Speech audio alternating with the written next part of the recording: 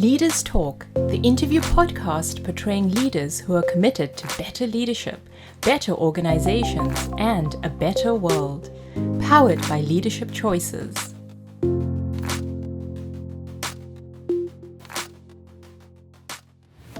Hello and welcome to Leaders Talk, the biographic interview podcast for better leadership, better organizations, and a better world. My name is Karsten and I'm one of the managing partners of Leadership Choices.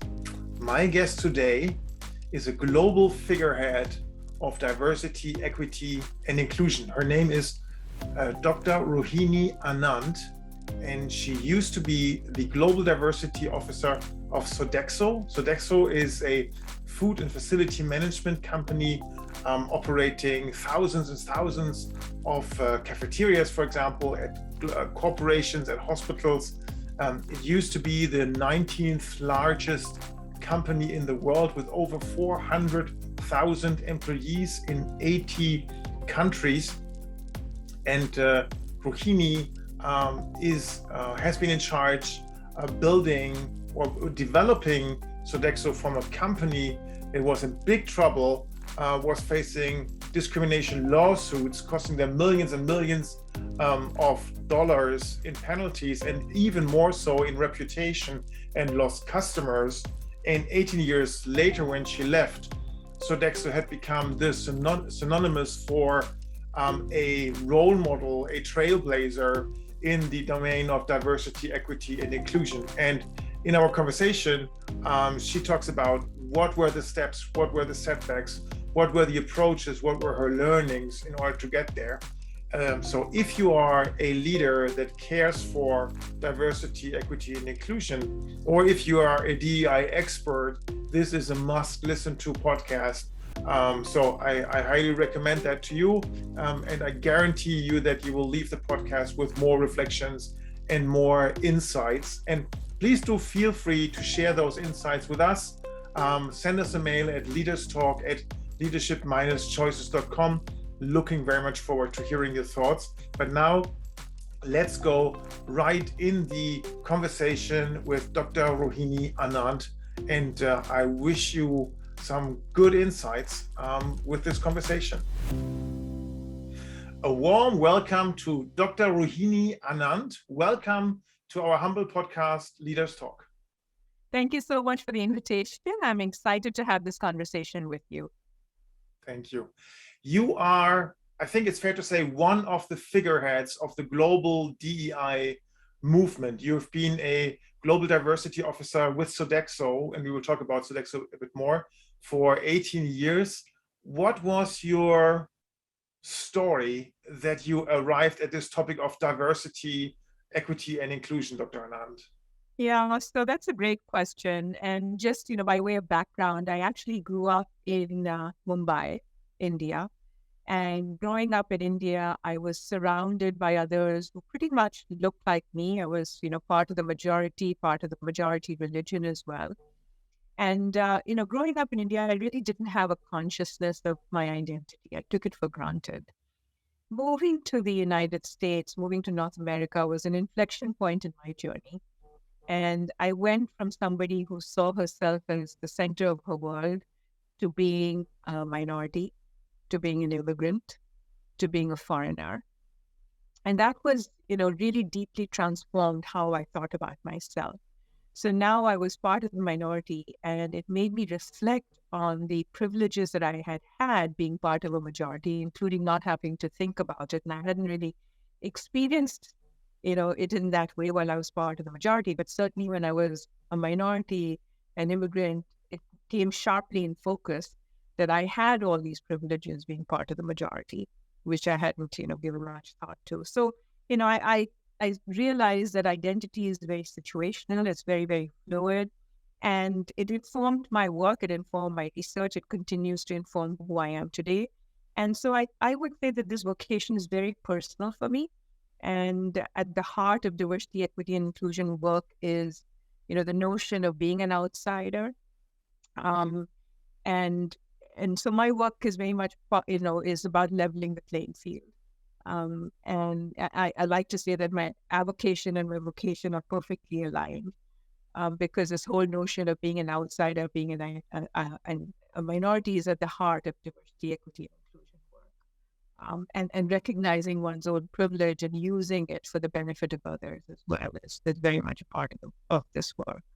And when you And so, decided, sorry, go yeah, ahead, Dr. Anand. no, so you said, no, call me Rohini, that's fine. So you had said, how I came to this work. So that was my sort of, my entry into the work, my own personal journey.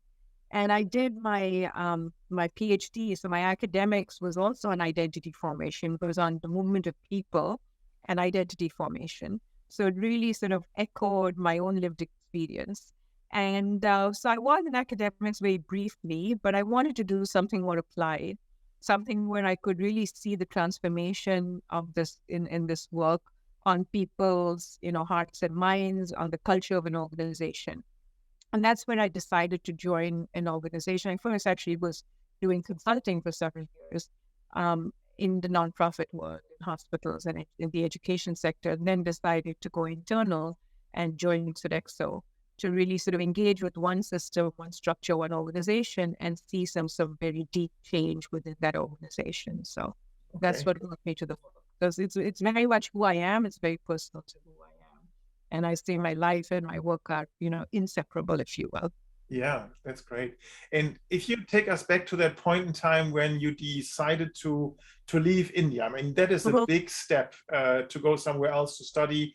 Also foreseeing that, maybe you didn't realize at that time, but from being part of the majority to becoming a minority, Right. What informed that judgment? And yeah, I mean, what age were you when you decided to leave? So, I was just shy of my 20th birthday. So, and I didn't know anybody particularly closely. I had, sort of contact. But the decision was not a very sort of clearly well thought out, decision of life, as somebody at that age would have. It was my father who had actually come to the United States. He had studied in California as a young man in the 1940s. And he was a gold medalist in physics in India, got a scholarship to study film, never having handled a camera in all his life. So he went to California and he studied film and he worked, for the likes of Cary Grant in Hollywood after he did his degree. So there's some beautiful pictures of him with Cary Grant. And then traveled through the South in Southern America in the 1940s. So faced his share of discrimination. But to his credit, he never, shared those stories. He always shared this sort of, his wonderful stories about North America, about the United States, and encouraged me when I wanted to do my master's. He encouraged me. And I have to say that I really respect him for allowing me to discover my own journey and not, biasing me in any way. So that was really the inspiration. It was, my father who sort of encouraged me and my grandfather who was an academic who, sort of always encouraged me to stand on my feet and to get a PhD and to study further. So I think it was the two of them that really, helped to sort of shape the future of my life. Wow. About 1.5 years ago, we held a conference on structural racism in Europe. And one of the themes was to find out what people experience that are not part of the mainstream group, that people like me, for example, don't experience. So I wonder, when you arrived in the US, how did you realize that you were a minority, and how did it feel for you?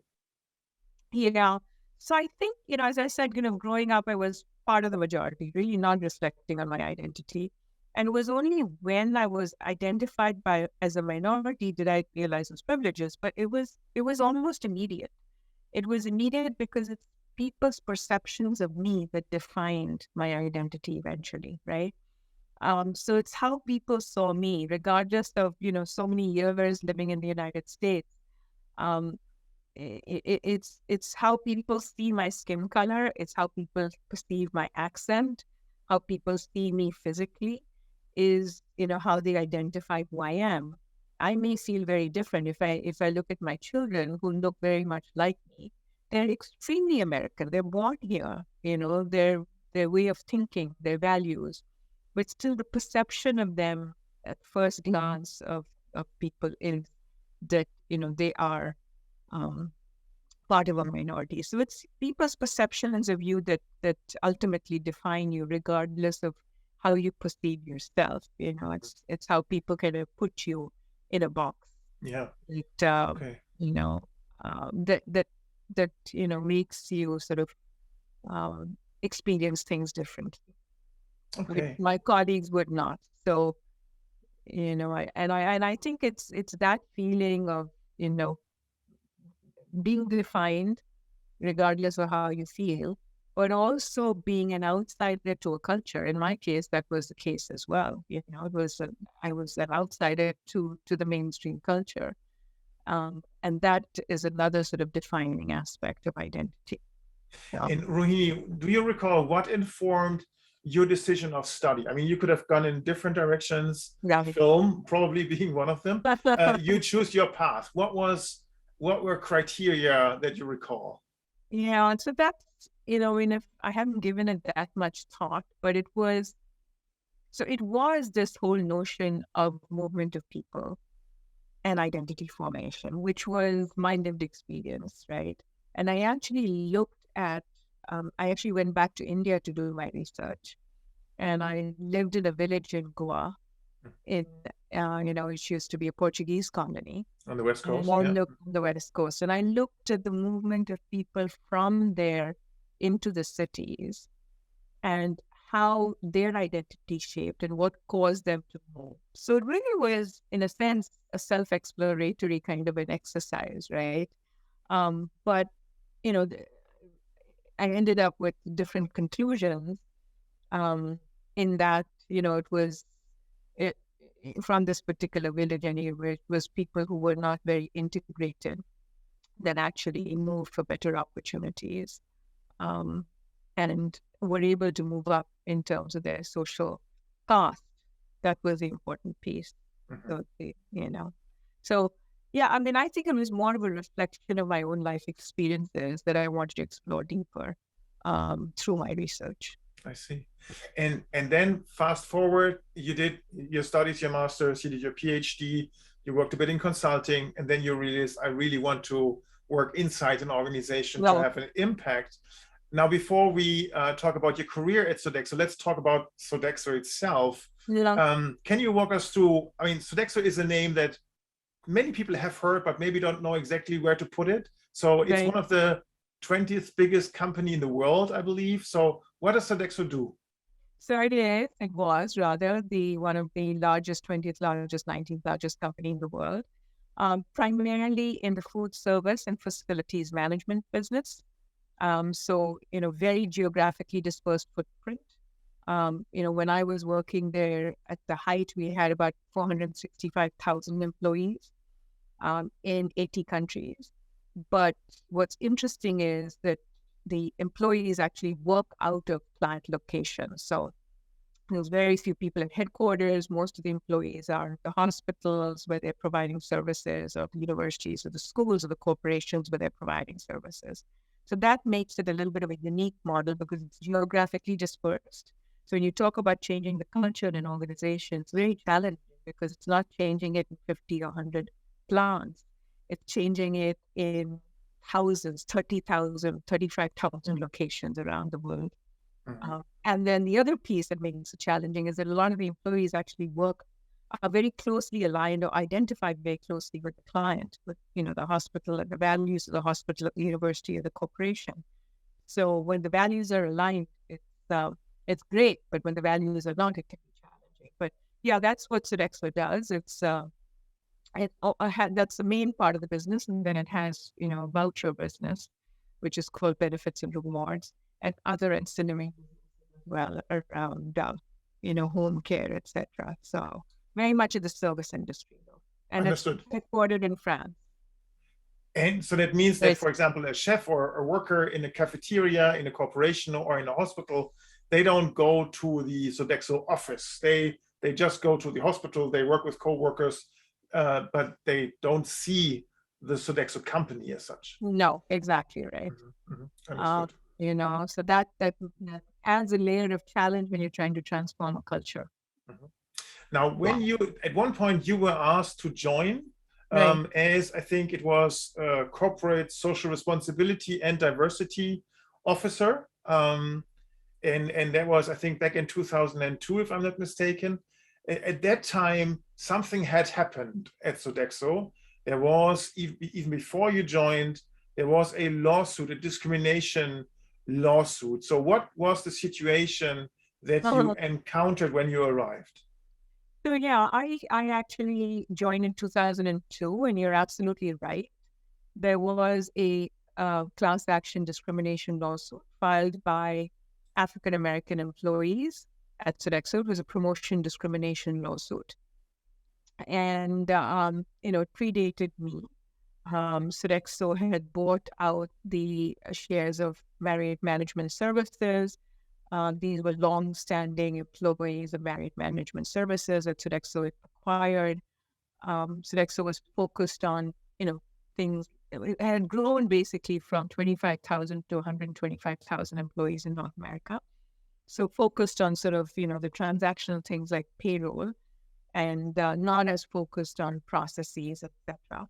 So this was a lawsuit that about 6 months after I joined, it was certified as a class action.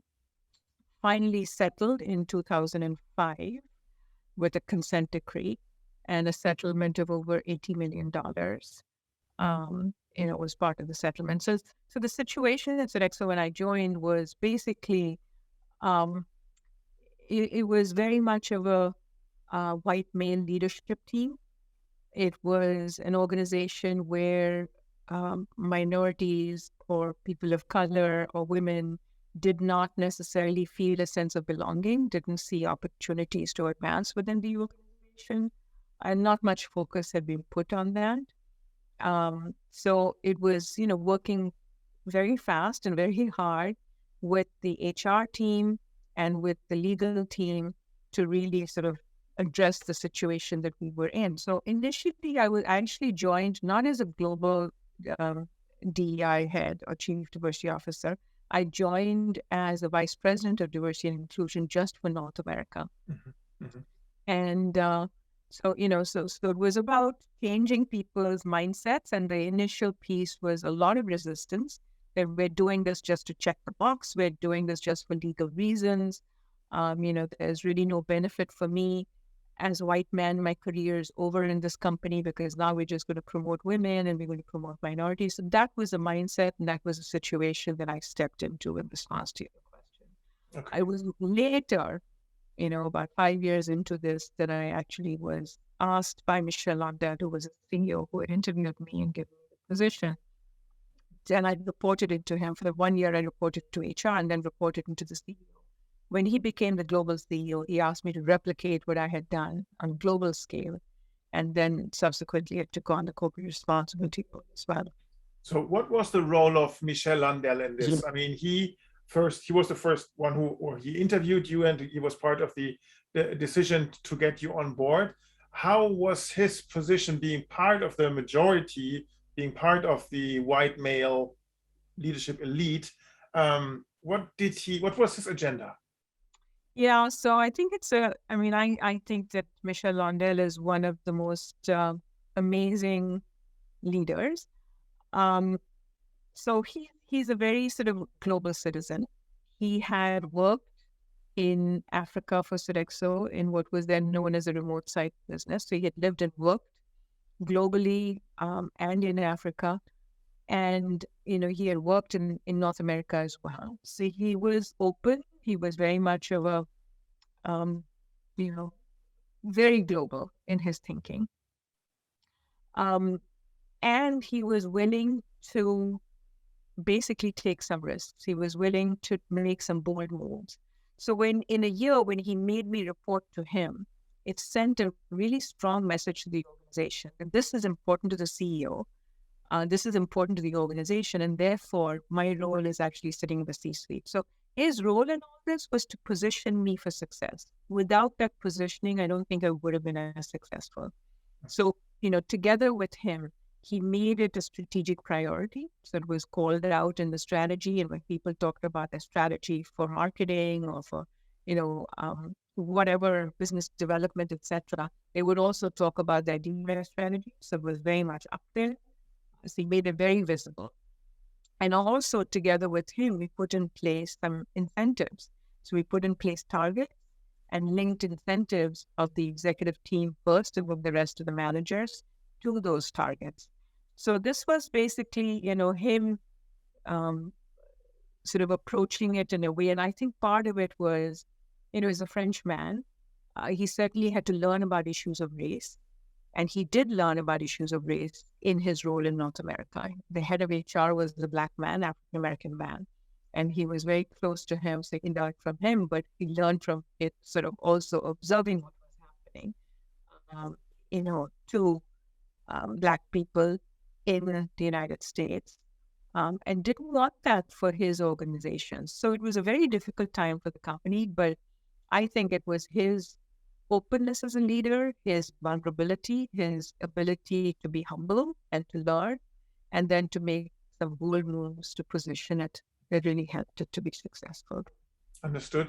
And so that means when you joined, the company was in a bit of struggle with regards to diversity. There was not a bit major struggle. Sorry for that understatement. And it was seen maybe as an alibi function, as I have to check the box function. Exactly. And when you left, Sodexo is like a synonym for diversity, equity, inclusion, a role model, a trailblazer. Now 18 years are in between. So two questions I get. What does a diversity officer actually do? I mean, really, what are the means? What are the levers? What's the power? What's the staff? And what was the journey that you took? Yeah, so I think those are huge questions. So in terms of the journey, and I'll get to, what does a diversity, equity, and inclusion officer do? But you're absolutely right. So we started with this. One of the CEOs said we made lemonade out of lemons. So we were, this was the, situation we were in. But what happened was that over time, as the leaders started to see the benefit of diversity, equity, and inclusion to the organization, they started coming on board. And so Sodexo became known as a leader in diversity, and the brand became synonymous with the leadership in diversity. And when we settled this lawsuit, as I mentioned, in 2005, the press carried some information on it, but it was basically positioned as Sodexo is a leader in DEI, and they settled this lawsuit. So as a result, it didn't cost us any, business. But the way we got to that point, and I'll sort of talk about the steps along the way, but what the tipping point really was, I mentioned that it was intimidating that Sodexo was in so many different locations. And I was sort of scratching my head, how do we bring about culture change when it's such a dispersed organization? But we started rolling out the communications, and remember, this is only North America so far, rolling out the communications, rolling out the education, the training, the materials in all these locations, about 13,000 in the United States. And the client organization started seeing what Sodexo was doing. And our managers, if you think about a corporation, the food service manager, is fairly, not a priority of the CEO, let's put it that way, right? But what happened was when they saw the materials and they saw what Sodexo was doing, they started to taking an interest in saying, can you share this with us? And then our manager all of a sudden had a lot of visibility, because now let's say you have a company that has a council, a DEI council. The manager, Sodexo manager says, look, I can share some materials with you. I can, help you, or I can support you with this. And all of a sudden, his or her profile is elevated in that organization. So fast forward, what started to happen was that these managers were largely white male managers, middle-level managers, who had said openly that, my career is over at this company. Now suddenly see that, look, this can actually help me with my business.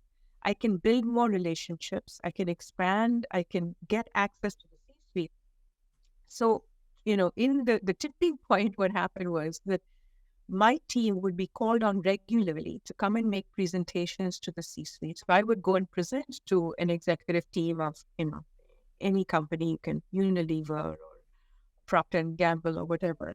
And in that process, I would, take some of our Sodexo managers to share their testimonies as well and share what Sodexo had done and how we had gotten to where we were. And that elevated Sodexo's profile, elevated the manager's profile, and helped sometimes to open doors for more business. So it became a differentiator, it became a competitive advantage.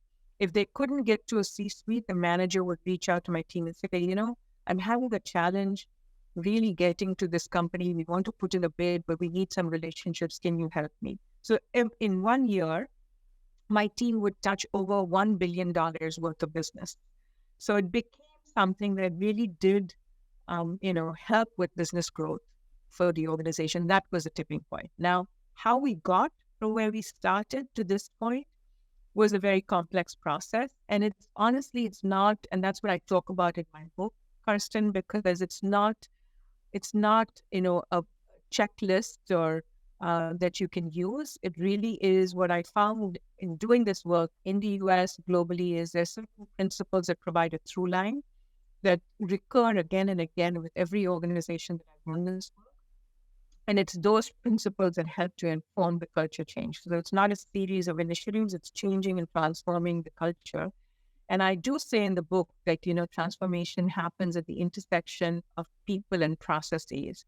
So you have to impact the hearts and minds of people, and you have to impact the systems and the processes.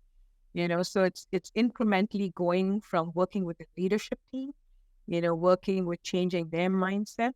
And sometimes, it's about meeting each leader where they are, because each leader has their own ecosystem of beliefs. And you have to meet them where they are and then incrementally move them. And there's, the book, I have lots of strategies in terms of doing that. So changing people's mindsets, also informing the systems, so making sure that you really embedded diversity, equity, and inclusion in all your systems and processes, whether it's talent processes or elsewhere, having a very clearly articulated reason why you're doing this. So the reason it was about talent for Sodexo. And, when you have people, you've got the right skills, you've got the right people, you've got an inclusive culture, you get innovative solutions for clients and for customers. And also it's about diversity being a differentiator for the brand to help to grow the business. So you've got to be clear about that, about, why this is happening. And then you've, got to be able to measure and hold your teams accountable. So I think, it's incrementally moving from changing, working with the leadership, working to educate the organization about why we're doing this, giving them tools and skills, looking in your systems and processes and making sure that you have checkpoints to eliminate bias at all those, points in the processes, and then holding your teams accountable for the outcome, just as you would any other business imperative. So really, leaders have to lead diversity as they would any other business imperative with intentionality. And I think at the core, what I hear you say is to shift the mindset from we have to do this because of compliance and to not be caught in a lawsuit, to this will help us to be better at what we do. This will help us in our business. And so this is also good for you. So to kind of change the association of the entire topic.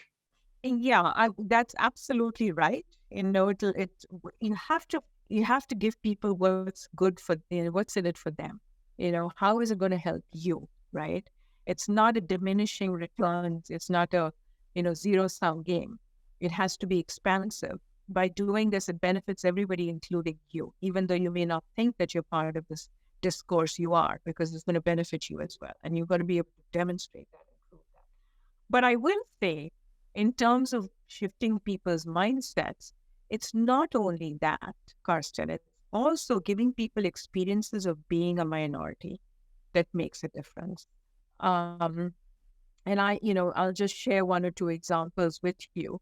So one of the global CEOs, also a French man, we had a global strategy on diversity that was focused on gender, because gender is something you can measure, globally. And then I did talk to him about race and ethnicity.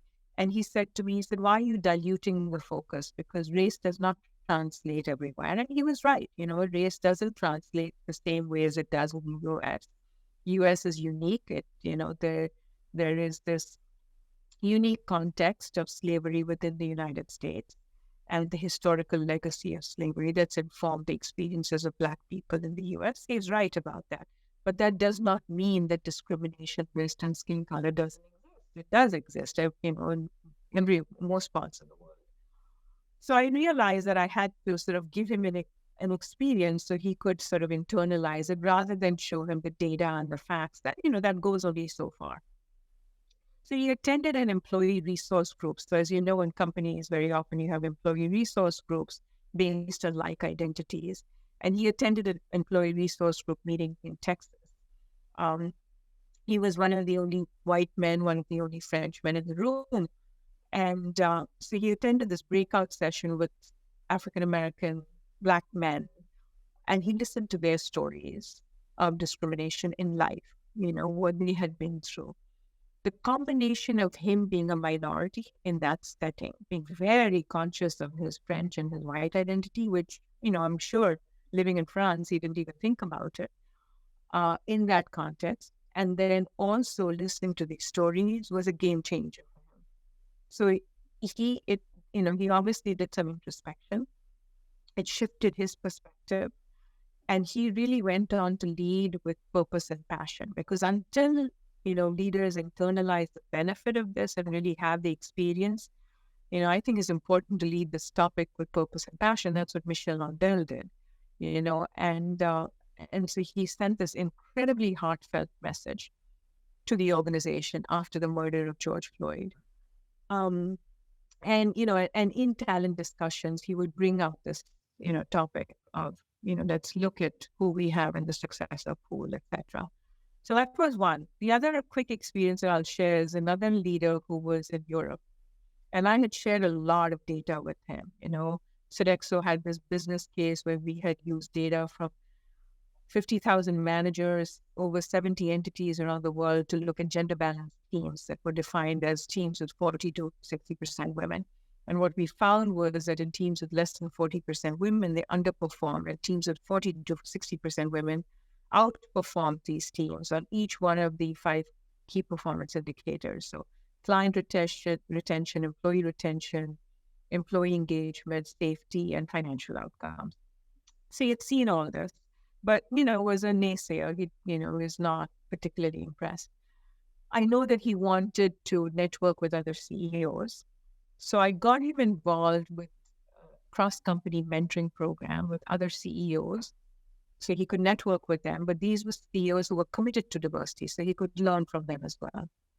And he mentored a woman, and this woman, he built a trusting relationship with her. She was from a different company, senior executive. She got laid off.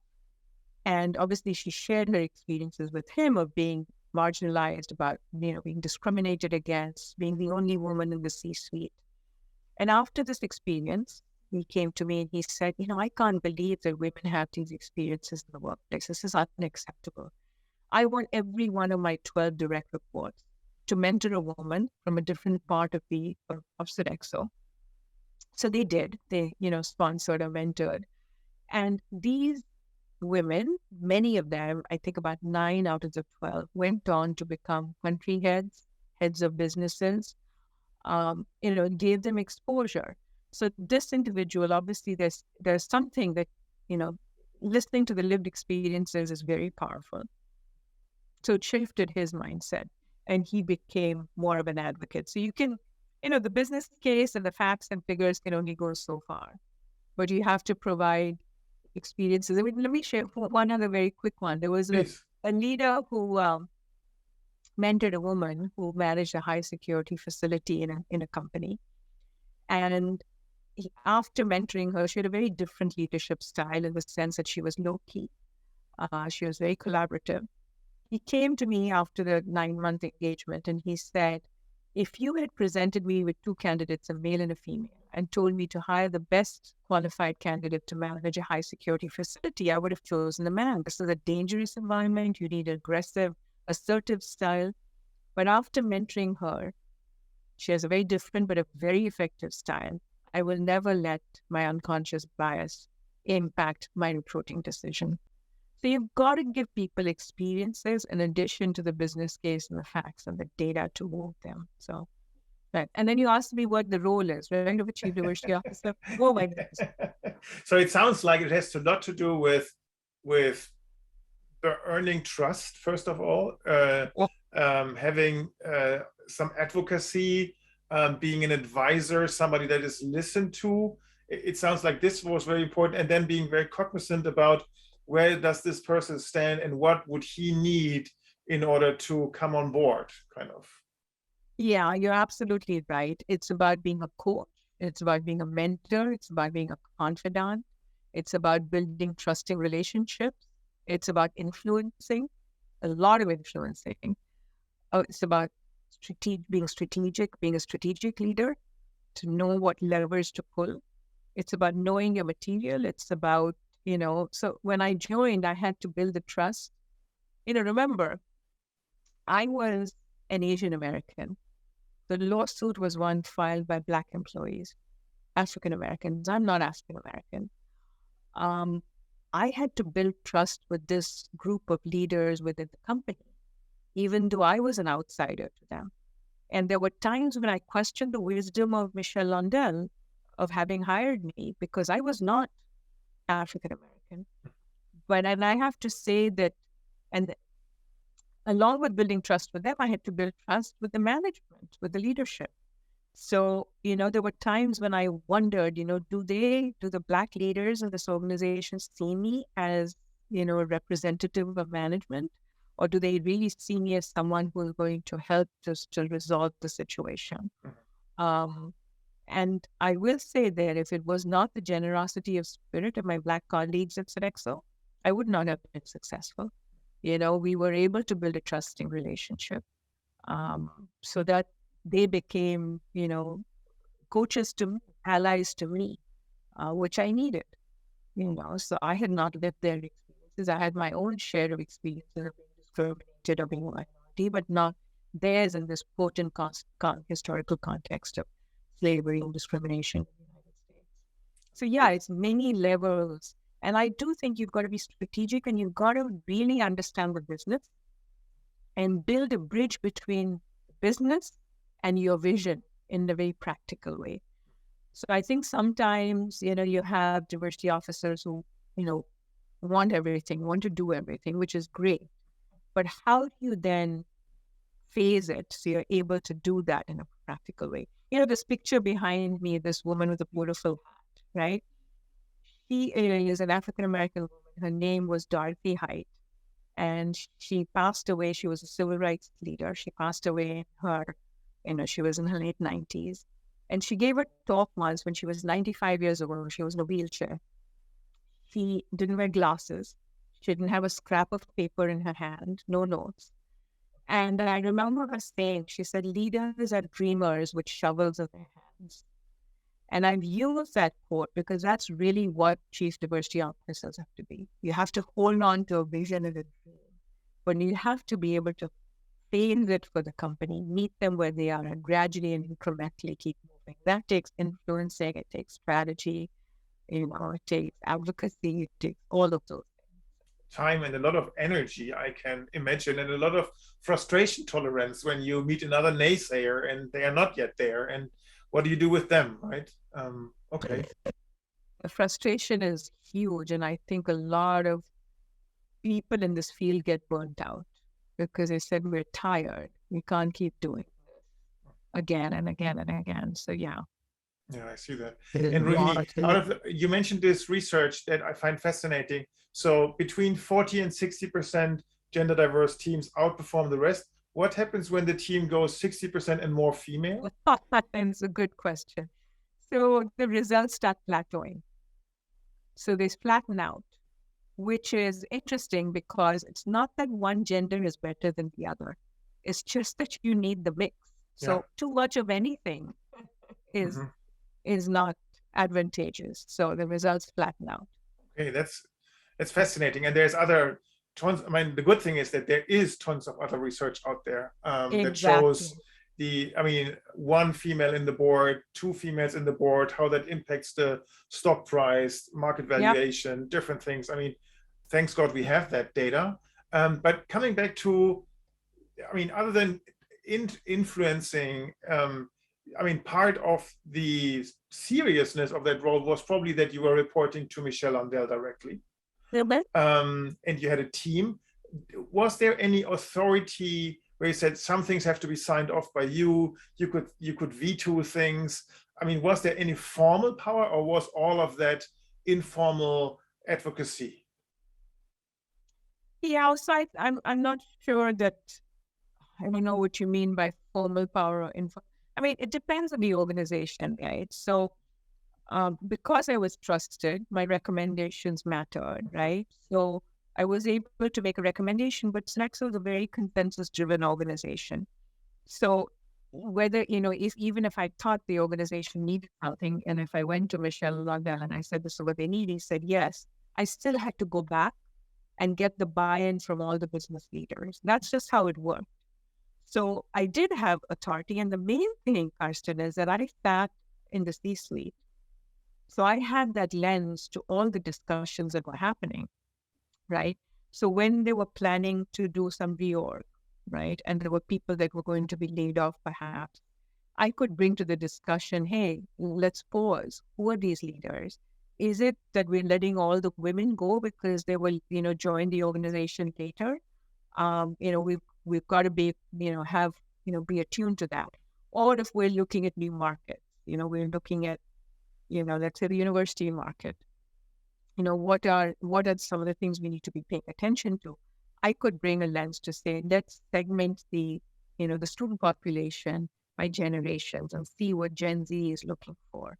Let's segment that audience by international students and see what those students are looking for.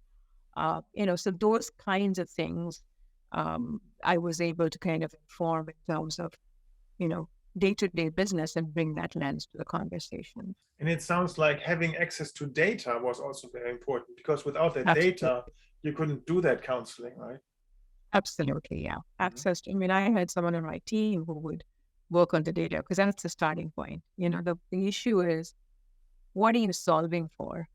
Without looking at the data, you can have ad hoc initiatives, but it's the data that really informs what you're solving for. Absolutely. And Rohini, so the first step was to change the culture in the North America business unit, but then you moved on and eventually became the global diversity officer. Now, this brings a totally different layer of complexity. Sodexo was in 80 countries, you mentioned, different continents, different cultural backgrounds, different historic background, no reference to slavery, but other references. So How did you go about that? And what were some encounters where you noticed we cannot just roll out what we have done in the US? We need to be more local. We need to be more smart and sensitive to the situation in the country. Yeah, so Karsten, there are different ways of doing this work, right? And it depends on the situation. So there's one way of doing global diversity, equity, and inclusion work, which is very local. And so if you think about a grocery chain, our whole Delhaize, right, which is in Europe, they're very, very local brands. They hire locally within a 5-mile radius. The foods are for very local customers, which is great. It's very local and it gets embraced locally. But if it is very extremely local, there's no roll-up. There's no sort of, view across to see what the commonalities are, to see what the trends are. And also, you don't learn from cross boundary sort of best practice sharing. The other is universal, which is very top down, and it's cheaper, it's faster. And one example that I have is a food delivery company that, with the best of intentions, they wanted to communicate out this sort of symbol of LGBTQ equity globally for Gay Pride Month in June. So they sent this symbol out to all their countries, including Egypt, where it's illegal to be homosexual. And obviously the employees there were reluctant to display that for their own safety, right? So with the best of intentions, it can backfire. So the approach that I found very useful is sort of a transversal approach where you have a global strategy, global accountability, maybe global targets, but very customized and local implementation. And I learned that, it didn't automatically come to me. So one of the examples that I actually share in my book is, as I said, I grew up in India. I went back to India to do this work for Sodexo. And, I was sitting in a room in the Sodexo offices with some entry and mid-level manager women. And I was talking to them about leadership development, about mentoring. And I was met by these sort of blank stares. I tried speaking in Hindi, it didn't connect. So I paused and I asked them, I said, how can the company help you to advance your careers? What can we do? How can we support you? And after a few minutes of silence, one of the women raised her hands and said, we can't stay late to work on special projects or take any training because a mother-in-law expects us to be home and cook the evening meal, take care of the housework and take care of the children. So we're not able to do that. It was an aha moment for me. I had completely forgotten the multi-generational joint family situation in India. I'd completely forgotten the role of the Indian woman, not just as a daughter, not just as a wife, but as a daughter-in-law, which is a very major part of her role. And I had completely forgotten sort of my own identity as a multi-dimensional being, focused very much on one aspect of our shared identity. So it was an aha moment that you really cannot take this cookie cutter approach of what's worked in one part of the world and embedded it and promote it in another part of the world. So I was, they were on a roll. They talked about this experience. And then I sat back and I was just thinking to myself, how do you expect the company to fix this? So I asked them, I said, so what can we do, to address that? And they came up with a solution. So they said, can we have an awards recognition day? And can we invite our extended families to this? It was amazing. The mother-in-laws came, they saw their daughter-in-laws getting these awards. They were proud of these, young women. Did it change the dynamic at home? Maybe a little bit. Maybe once in a way they came home to a hot meal, or if they were working late or worked on a project or a training, they weren't chastised. So, that's sort of one very quick example of, how you really have to. You can have a framework. You can say, I want to have a target of representation of women. But how that gets implemented has to be extremely localized. Was that your question? I forget. Oh, yes. When I do storytelling, I forget the question. No, thank you. That was very enlightening. Yeah, that's a light bulb moment, kind of. Okay. So there was one term that you briefly mentioned, which I think is a very crucial term: unconscious bias. Yeah. So can you talk to me about the power of this bias, and also how do you actually address it? I mean, it is unconscious, meaning people don't even know it's there. We are a small company, but we're currently going through an unconscious bias initiative to find out what our own unconscious biases are. And I only learn now that, my gosh, I have more than I thought. So what's your approach to, first of all, unravel it, and then also to address it? Yeah, so I think, you're right. I think we have unconscious biases. And I think for leaders, particularly to lead with that purpose and passion, they've got to really understand what those unconscious biases are, which often takes this sort of very painful work of introspection. But it's with that understanding that they can shift their worldview and, see what the benefits are of this work. The example I shared with you, I think, a lot of organizations focus on training. Now, I'm not disparaging training. I think it's one useful intervention, but I do think that it has to be put in the much broader context of systems change and changing people's mindset. And I think it is giving people those experiences, like the man I mentioned to you who mentored the woman who was managing the high security facility, right? and he came to terms with his unconscious bias. I think it's those kinds of experiences that help people. And the book, I have a lot of examples. So it's giving leaders those kinds of experiences to really come to terms with. And oftentimes when it comes close to people they know and care about, and they come face to face with that bias, I think that's when it is, rather than seeing it as an abstract. One particular leader, actually, I assigned him to be the executive sponsor of the LGBTQ employee resource group at Sodexo. He definitely had a lot of unconscious and conscious biases against the LGBTQ community. So when this pairing happened, both the employee resource group was surprised and he was surprised. But to the credit of both, they worked at it. These are people who he knew, and he got to kind of learn about their life at close quarters. When he left Sodexo, he said that the biggest learning moment for him was when he was assigned to that employee resource group and really came face to face with some of his own unconscious biases. So I think it's, honestly, it is meeting people where they are and sort of shifting them along incrementally. But I'll say one thing, I've shared a lot of stories about lived experiences. And I do think that leaders have to be very conscious of the drain and exhaustion it takes for people to share their lived experience again and again and again. It's like coming out of the closet every single day.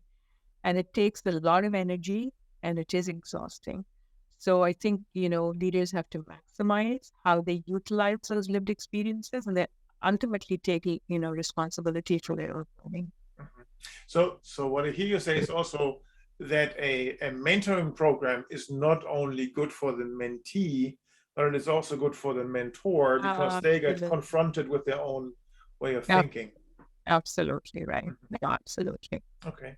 And then Rohini, you moved on. At one point you decided to leave Sodexo, open another chapter in your life, and you spent some time to write down your experiences, your successes, your setbacks into a book. And I mean, I've been writing 10 books or so, and I know the process is shall we say an interesting one and painful at times.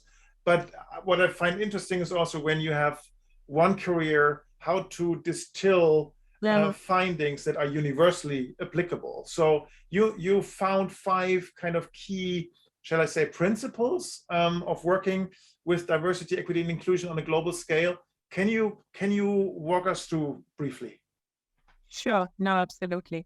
Yeah. So as I said, you're right. It's challenging to distill, but these are the 5 principles that showed up regardless of which part of the world I was doing this work, and showed up because I did a lot of work with clients as well, both in Sodexo and outside Sodexo. So before and during my career at Sodexo. So these 5 principles, as I said, they provide this sort of through line, and they are basically make it local. So, your strategy has to really be anchored to the local context, the laws, the history, the culture. But with that understanding, you also have to push for change. So localizing your strategy does not mean shying away from the difficult work of disrupting the status quo. So it's, understanding the local context, but pushing for change, but doing so in partnership with local change agents. So they know how and when to enter the conversation. And I have examples there from Saudi Arabia of one of the leaders and how he increased the representation of women there, coming from the outside, pushing for change, but in partnership with the locals.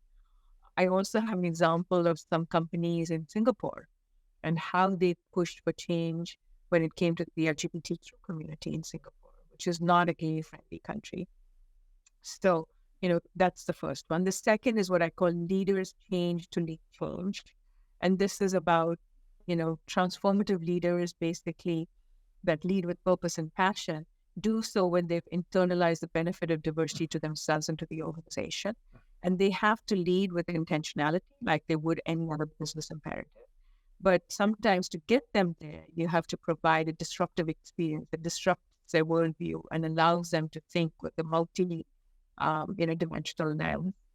So how you get leaders there, meet them, and what their ecosystem or beliefs are, and then incrementally move them along. But ultimately, leadership at the top is absolutely critical. The third is, and it's good business too. So these, principles are simple, but they're very disruptive because they contain a lot of sort of meat and substance and experiences and anecdotes in them. And it's good business too is about having a change narrative. As Carter says that 70% of change initiatives fail without having sort of a change narrative. So creating that change narrative is very important. But that can't be siloed, it can't be bolted on, it has to be core to the purpose and the business of the organization. The fourth principle is go deep, wide, and inside out. So diversity really you have to take a systems approach and embed it deep and wide and within your internal systems and processes and the external ecosystem as well. So you have to see the organization with champions and also see diversity in all your systems and processes. And then the last is know what matters and count it.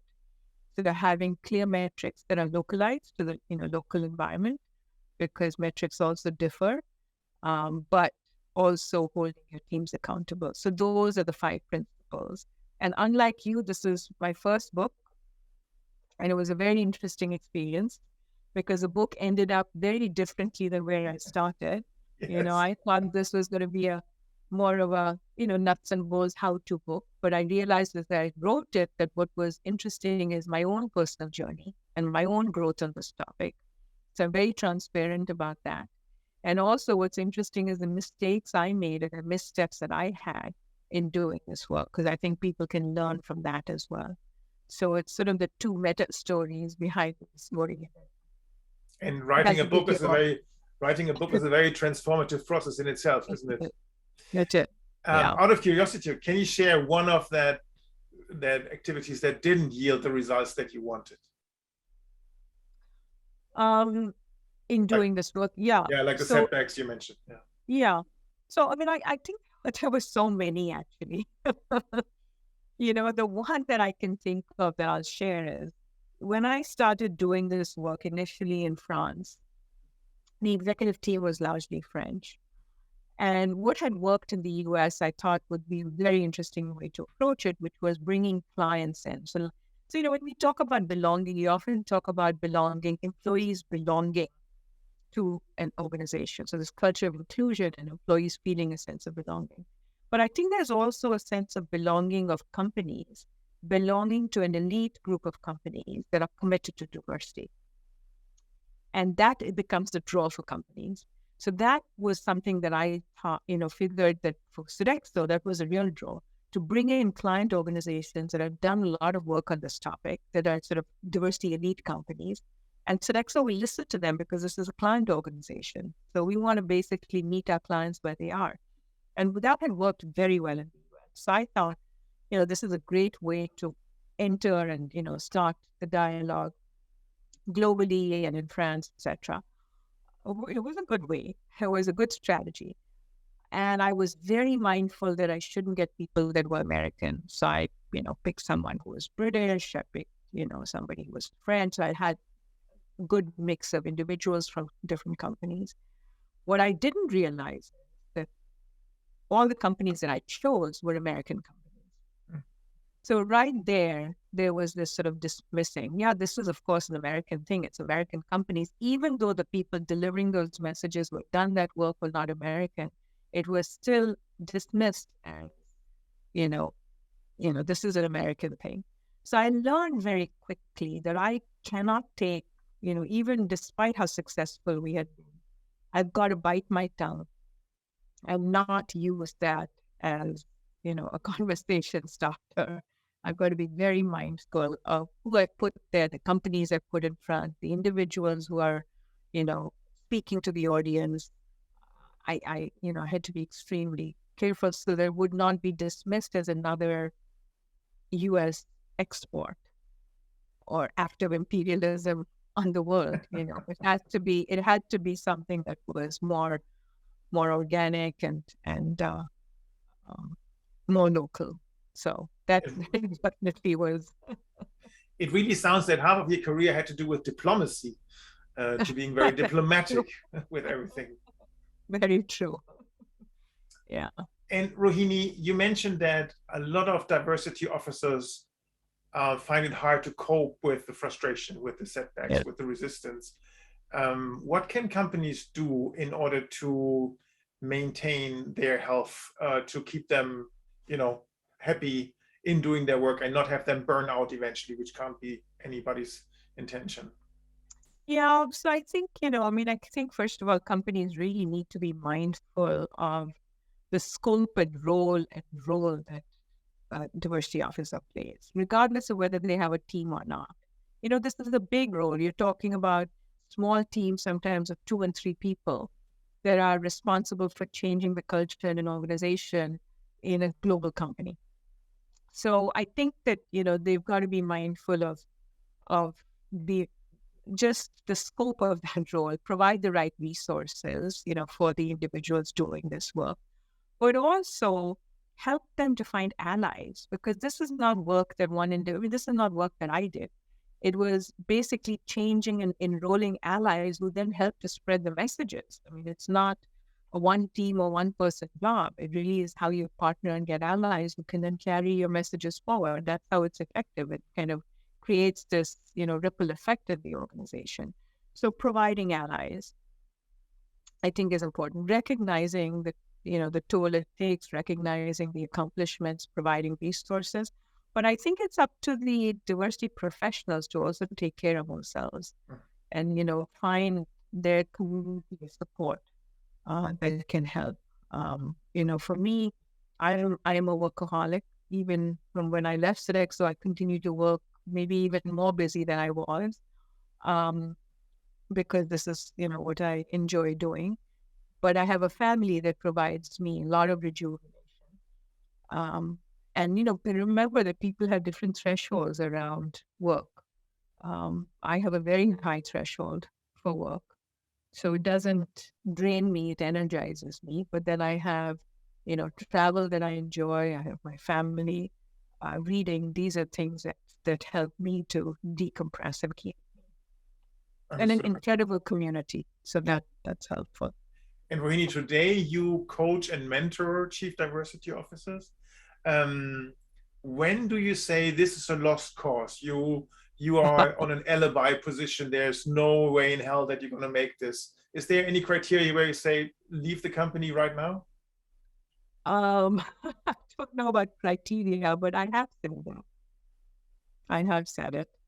I've said to people that, look, when they've gone into organizations, that they said, I really don't want to go there because I don't see any commitment. And I said, well, take it and see what you can do, how you can influence the situation.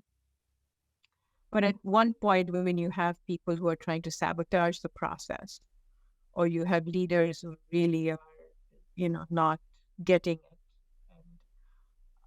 And I've said to diversity professionals, when they're just figureheads to keep the company out of trouble, it's not worth it.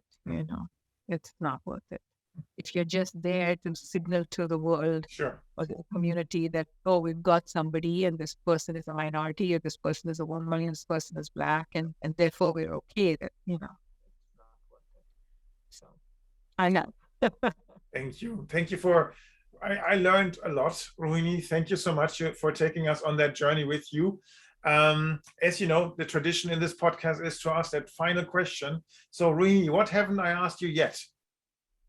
What haven't you asked me? What is the future of this work? That's what you haven't asked me yet. And it is a great question, isn't it? So what is the future of this work, Rohini? Well, I'm actually very hopeful. I'm hopeful, and for a couple of reasons, Karsten. One is, I think that, companies have put a lot of money behind this, which is great. They've made appointments to diversity officers, which is great. They've made lofty statements, which is great. But sometimes that's the easiest thing to do. It has to be a lot deeper than that. And I'm hopeful because I actually think that with the horrific events that happened in North America and then globally, right, with the murder of George Floyd and other Black men and women that was shown on video and then went viral, people who were on the sidelines are now allies. People who, maybe hadn't thought about this deeply or, didn't believe it are now saying this is shocking. Okay, so we have more allies now than ever before. So that makes me very hopeful and I think things will change. But in order for things to change, I think one is sort of at an individual level, Karsten. I think that we've got to expand how we look at identity and include intersectional identities. So when we look at women, we have to acknowledge that women have different experiences based on who they are. As an Asian American, I have a different experience than a Black woman. Or, as a cisgender woman, I have a different experience than a lesbian. So I think we've got to look at these things through an intersectional lens. That's one. I think at an organizational level, I would say that we've got to be bold and audacious at how we disrupt these systems that have advantage some and disadvantage others. And I think this sort of disrupting the status quo has to become a normalized part of the conversation, even when it's not breaking news. So, we've got to be able to talk and do these things, disrupt these systems. And I think what makes them so tenacious is that leaders sometimes don't even know how they got to their positions because it's, so I think we've got to be bold. Leaders have to be bold and audacious and making this sort of a normalized part of conversation. You don't want that breaking news to then, Plus, I think that, with the divisive society, I think we've got to figure out a way of bringing people together so everyone sees that they're in this discourse together. And then I think, on a societal level, I just think, the private sector has a big role to play in speaking out about events, about things. I mean, we've seen that in Ukraine, we're able to do it, right? That companies have withdrawn, from business in Russia. So we're able to do it. I just think we've got to do it more on social justice causes. Organizations have to. So I'm hopeful because I think we're moving in the right direction, and I'm hopeful that we have more allies. So I'm very hopeful that things will continue to change, and this particular field is going to. It's at one time I used to say that. The end game is to work myself out of a job. I don't see that happening in many lifetimes because these things evolve and change. Yeah. I think it's human nature and we've got to continue to keep working at it. So I love your outlook and your positive spirit. It's infectious. So thank you so much for that. Rohini, that was great. Thank you so much. Thank you for having the time for this call, and I wish you all the best. Stay healthy, and hopefully see you. Well, actually, I think May 30, there is a conference where you are kind enough to speak. I'm already now looking very much forward to that. Great. Thanks, Karsten, and thank you for your superb facilitation and for your questions. Appreciate it. It was just spot on. So thank you. I enjoyed it very much. Thank you, Rohini. Bye-bye. Bye. And what have you learned, Karsten? That was very insightful, wasn't it? What I found particularly interesting was how to create heat moments for leaders where they experience how it feels to be not part of the majority, to be reduced to a box that is reserved for a particular minority in a particular setting. I think that experiential element where leaders kind of feel what people feel that are part of minorities or underrepresented groups, that this really can make a change, and I can fully connect to that. That those were also some moments that had a big and lasting impact on myself. So I find this very, very inspiring, and also I really love that energy that Rohini brings, that positivity, that optimism, relentless optimism, despite of all the adversity, of all the setbacks, of all the tragic things that happen out there right now, looking into the Ukraine. So really that positive spirit is really helping kind of carrying out this important work. So what did inspire you? What were thoughts that you are taking away? Please share your thoughts with us. Leaders Talk at leadership-choices.com.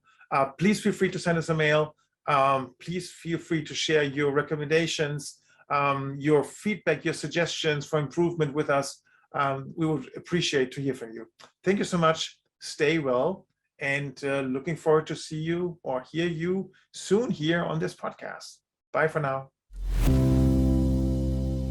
This was an episode of Leaders Talk, the interview podcast portraying leaders who are committed to better leadership, better organizations, and a better world, powered by Leadership Choices. If you want to give us feedback, please send an email to leaderstalk@leadership-choices.com. Thank you for listening.